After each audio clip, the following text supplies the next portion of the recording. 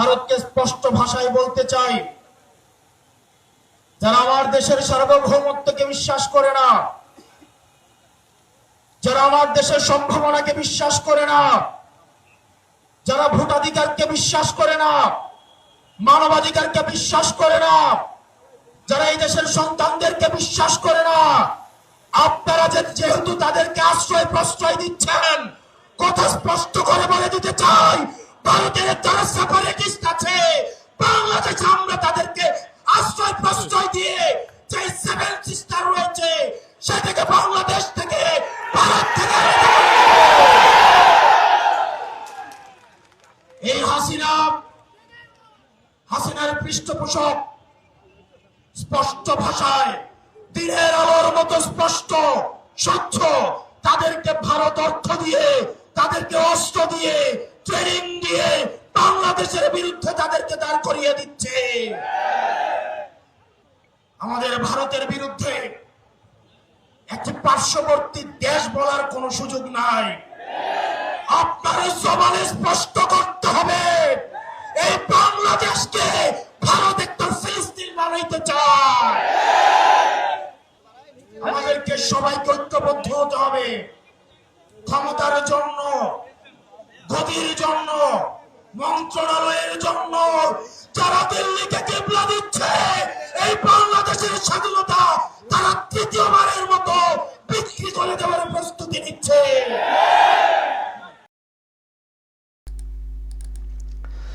দর্শক শুনলেন, আমি দেখছি গতকাল থেকে অনেক চলছে এবং এটাও দেখলাম আমাদের এখানে সোশ্যাল মিডিয়াতে এটা পোস্ট হচ্ছে, শেয়ার হচ্ছে। ইনার নাম হচ্ছে হাসনাত আবদুল্লাহ, বাংলাদেশের ওই ছাত্র নেতা বা সমন্বয়ক একটা খুব কথা উঠেছিল না, তো মানে তাদের মধ্যে একজন, আর কয়েকজন তো উপদেষ্টাও হয়েছিলেন যে সরকার চলছে সেই সরকারের। তো ওনারা এখন একটা পার্টি তৈরি করেছেন, এনসিপি, জাতীয় নাগরিক পার্টি বলে। সেটা গঠন হয়েছে, সেটার বিস্তার হওয়ার জন্যেই অনেকে মানে বলেন ডক্টর ইউনূস অনেকটা সময়ও দিয়েছেন, দ্রুত ভোটটা করাননি, কারণ নতুন পার্টি তৈরি হবে, তার সংগঠন বিস্তার করতে হবে। উনি বা ওনাদের একটা স্বপ্ন আছে যে ভোট হলে ওনারাই ফের ক্ষমতায় ফিরবেন, তো সেই জন্য এই দলটাকে একটু বিস্তার করতে সময় দেওয়া হয়েছে। বিএনপি বা অন্য পার্টি তারা চেয়েছিল 3 মাসের মধ্যে ভোটটা হয়ে যাক, কিন্তু ডক্টর ইউনূস করাতে চাননি। তারা অন্যরকম কথা বলতেন যে এখনই করা যাবে না, সেই পরিস্থিতি নেই, ইত্যাদি ইত্যাদি। কিন্তু অনেকে মনে করেন, যারা পলিটিক্যাল এক্সপার্ট, যে ইউনূসের এই ভোট পিছিয়ে দেওয়ার পেছনে ছিল ইনাদের নতুন যে পার্টি সেটাকে প্রতিষ্ঠা করা, ভোটে যাতে করে ভালো করে লড়তে পারে আর কি পার্টিটা। তো এখন ভোট সামনে চলে এসছে, ফেব্রুয়ারি মাসে ভোটটা হবে, এখন প্রচার চলছে। আর দেখুন কেমন সব গাংরানি চলছে, গাংড়ানো কথা এমন বলছেন, হাতের সামনে মাইক টাইকগুলো পড়েই যাচ্ছিল, একজন আবার ধরে মানে সামাল দিলেন। এত উত্তেজনা, এত উত্তেজিত অবস্থা।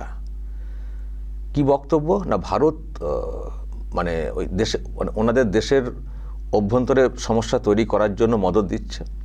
আমরাও ভারতের যেসব সেপারিস্ট আছে তাদেরকে মদত দিয়ে, প্রশ্রয় দিয়ে এমন করব, 7 সিস্টারকে আলাদা করে দেব, এই হচ্ছে বক্তব্য বলে হাসিনাকে টার্গেট করে ওখানকার মানুষদেরকে ঐক্যবদ্ধ হওয়ার একটা বার্তাও দিলেন। সুতরাং দর্শক, এটুকু পরিষ্কার ভোট আসছে, তো সেই জন্যে অনেকটা ওই পাকিস্তানের কায়দায় আর কি। পাকিস্তানে দেখেছেন অর্থনীতি খারাপ অবস্থা, সব দিক দিয়ে খারাপ অবস্থা, কিন্তু মানুষকে তো ঐক্যবদ্ধ রাখতে হবে। সেই জন্য ভারতের বিরুদ্ধে মাঝে মধ্যে একটা কিছু অ্যাটাক জঙ্গি দিয়ে করে দেওয়া, ভারতও মানে আগ্রাসী একটা ভাব দেখাবে, তখন সেটাকে নিয়ে আবার ঐক্যবদ্ধ হওয়ার ডাক দেবে, মেরে ফেলছে বলে। মানে এই টাইপের কৌশল, মানে ভোট এসেছে, জনগণকে অন্য কিছু বলে ঐক্যবদ্ধ রাখা যাচ্ছে না, এবং ক্ষমতায় আসতে হবে। সেই জন্য এখন হাসিনা যেহেতু এখানে আছেন, সেটাকে সামনে রেখে নানান তোপ, আর সেই সঙ্গে ভারতকে কিছু একটা করে দেব, একেবারে ওটা বললে যদি মানুষের মনে আর রক্ত যদি আর কি মানে টকবক করে ফোটে আর কি, মানে এই টাইপের বিষয়টা। তো এটাই বুঝছি। তো গতকাল থেকে খুব চলছে, বাংলাদেশের মিডিয়াতেও চলছে। আর এরা মাঝে মধ্যে দেখি বলে থাকেন কলকাতা দখল করে নেবো, আসাম দখল করে নেবো, সেভেন সিস্টার ভেঙে দেবো। এমনকি ডক্টর ইউনূসও তো একটা সময় মন্তব্য করেছিলেন, আরও অনেকে ওনাদের প্রাক্তন সেনাকর্তা বলেছিলেন। একটা ভিডিও আমি দর্শক দেখাতে পারি, ওই কলকাতা দখল করে নেবো বলে শুনে আমরা হেসেছিলাম। তো মানে ওনাদের প্রাক্তন যারা সেনাকর্তা সব আছেন আর কি, মাঝখানটায় ওনারাও রাস্তায় নেমে একটা বিক্ষোভ দেখিয়ে একটা ভারতের বিরুদ্ধে একটা বিদ্বেষমূলক কথা বলেছিলেন। তো একটু শুনুন দর্শক, তারপর ব্যাখ্যাতে আসবো।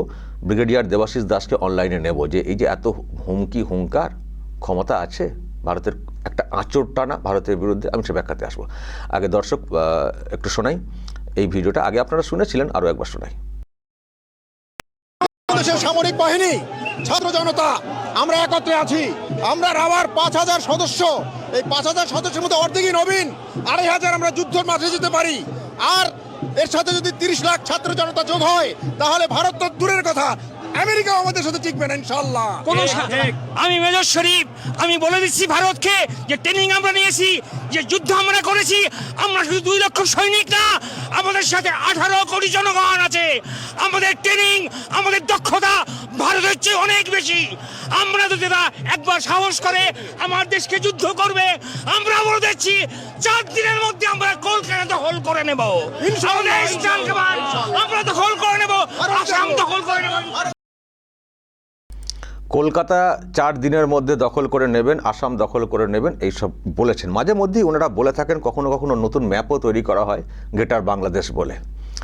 আমরা প্রথমে এগুলো শুনলে খুব চিৎকার করে প্রতিবাদ করতাম, পরে মনে হলো কাদের বিরুদ্ধে চিৎকার করব, চিৎকার করতে গেলেও তো একটা ব্যাপারটা থাকতে হবে। তো এখন যেহেতু খুব কাঁপাচ্ছেন ওনারা, আমি তবুও আপনাদের সামনে একটু চর্চা করব। ব্রিগেডিয়ার দেবাশিস দাসকে নেওয়ার চেষ্টা করছি, উনি এসব নিয়ে অনেক বেশি বোঝেন। হ্যাঁ, পেয়েছি ব্রিগেডিয়ার দাস, আজকে রাতের দিকে আপনাকে নিলাম। আসলে এই ভিডিও দেখছি সোশ্যাল মিডিয়াতে খুব চলছে, বাংলাদেশের মিডিয়াতে খুব মানে ঘুরছে, এই হচ্ছে সেই হচ্ছে। বলুন কি বলবেন, আপনি তো শুনলেন, শুনে আপনার কি রিয়াকশন প্রথমে? হ্যাঁ, এটা শুনছি। 2-4টে কথা বলবো। প্রথম কথা হচ্ছে যে বাংলাদেশে শেখ হাসিনার বিরুদ্ধে যে মুভমেন্টটা হয়, সেই মুভমেন্টের 2টো দিক আছে। একটা হচ্ছে আওয়ামী লীগের শেখ হাসিনা এবং তার দলবলের কিছু করাপশন এবং কিছু বৈষম্য বিরোধী একটা আন্দোলন হয়। তারপরে হয় আমেরিকার টাকাতে, নয় কোনো জামাতদের প্ররোচনায় সেই আন্দোলনটাকে ঘুরিয়ে দেওয়া হয় ভারত বিদ্বেষিতাতে। এবং এইখানে 2-3টে মুখ আছে প্রধান উপদেষ্টার পিছনে যারা দাঁড়িয়ে আছে। একজনের নাম হাসনাত আব্দুল্লাহ, একজনের যার ভিডিও আপনি দেখালেন নাহিদ ইসলাম, আর সার্জিস আলম। এরা থেকে থেকে এটা ওটা সেটা বলে এবং এরা বাজার গরম করে। আমি একটা কথা বলবো যে বাংলাদেশে এখন একটা বেপরোয়া ভাব এসছে। এই বেপরোয়া ভাবের হাওয়াটা কিন্তু ভরেছে প্রধান উপদেষ্টা নিজে চীনে গিয়ে ভারতের বিরুদ্ধে কথাবার্তা বলার পরে। তিনি কিন্তু আবার আমাদের প্রাইম মিনিস্টার মোদিজির সাথে দেখা করে রিসেন্টলি বিমস্টেকে থাইল্যান্ডে অনেক কাকুতি মিনতির পরে একটু দেখার সুযোগ পেয়ে এবং ডিনারেও নিজেকে ওনার পাশে বসাবার অনেক কিছু করে মানে এইটুকুনি বলেছিলেন যাতে ভারতবর্ষ থেকে শেখ হাসিনা কোনো মেসেজ না দেয়। সেখানে বলা হয়েছিল যে ভারতবর্ষ স্বাধীন দেশ এবং সোশ্যাল মিডিয়ার উপরে ভারতবর্ষ সরকার কোনো ডিক্টেটরশিপ তো না, তো এটা কন্ট্রোল করে না ভদ্রভাবে। তারপরে কিছুদিন আগে এসসিওর একটা কনফারেন্স হয় সেখানে ইন্ডিয়াতে, সেখানে কলম্বো কনফারেন্স বলা হয় ওটাকে। অজিত ডোভাল খালিলুর রহমান বলে বাংলাদেশের যিনি ন্যাশনাল সিকিউরিটি অফিসার, তাকে কিছু কথাবার্তা বলেছেন এবং তিনি সঙ্গে সঙ্গে আবার ফেরতও চলে যান। তো ডোজ, আমার যতটুকুনি জানি একটু ডোজ দেওয়া হয়েছিল যে এই সব ছেলেগুলো ছোকরারা এসব বলছে, তোমরা কেন বলছো এগুলো বলো না, মানুষ ইরিটেট হয়ে যাবে। ভারতের পাবলিক যদি ইরিটেট হয়ে গিয়ে এখন তোমাদের শিক্ষা দেওয়ার ডিমান্ড করে, রাজনৈতিক কারণে আমাদের শিক্ষা দিতে হবে, না হলে আমরা দিতে চাই না, অ্যাজ সিম্পল অ্যাজ দ্যাট। এইবার হচ্ছে কি, এই কথাগুলো ওরা কেন বলছে, এর প্ররোচনাটা আমি বললাম। প্ররোচনা আসছে প্রধান উপদেষ্টার তরফ থেকে, তিনি শুরু করেছেন। অনেকদিন আগে এই দলবল 3জনের নাম নিলাম, এর একটা ম্যাপ পাবলিশ করেছিল ফেসবুকে, ভারতের ম্যাপ, বৃহত্তর বাংলাদেশের ম্যাপ। সেইখানে আমাদের 7 সিস্টার সমস্ত তারা দেখিয়েছিল এবং সঙ্গে সঙ্গে ভারত জাস্ট একটা গলা খাকারি দেওয়া আছে, সঙ্গে সঙ্গে ফেসবুক থেকে ওটা ডিলিট হয়ে গেছিল। আপনি জানেন, এটা নিয়ে আপনার সাথে প্রোগ্রাম করেছিলাম।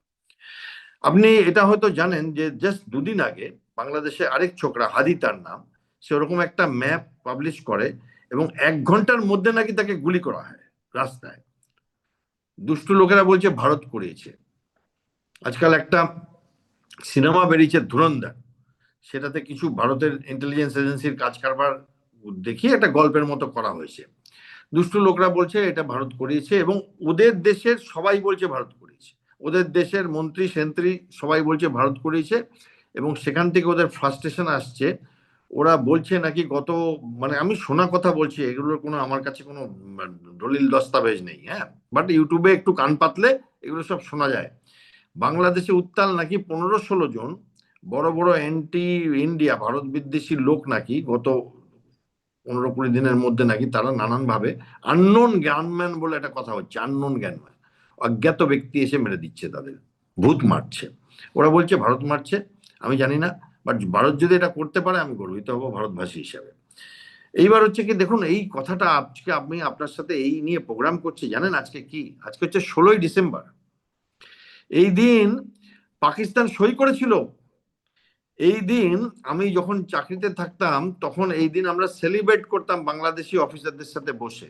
গত বছরও করেছি আমি, গত বছরও 8 জন এসেছিলেন, আজ এই বছরও এসছে। এবছর আমি যাইনি, আমার কিছু কাজ ছিল, বাট গত বছরও করেছি এবং বড় করে সেলিব্রেট হতো। বাংলাদেশে এখান থেকে লোক যেত।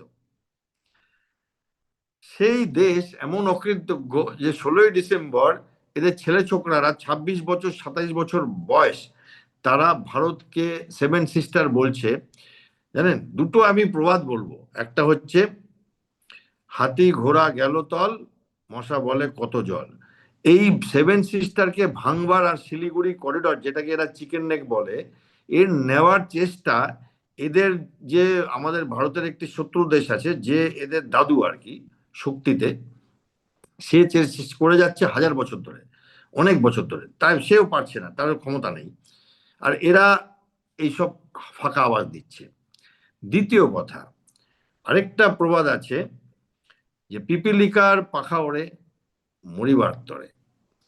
এইবার ভারতবর্ষকে এরা উকসাচ্ছে, এমন একটা আসছে। আজকে আপনি হাসি ঠাট্টাতে এই প্রোগ্রামটা করছি, তারপর হট করে দেখবেন এটা ডিমান্ড এসে যাবে, মানুষের ডিমান্ড, যে রাজনৈতিক ডিমান্ড, যে বাংলাদেশ যদি না করতে পারে তাহলে ভারত সরকার দুর্বল।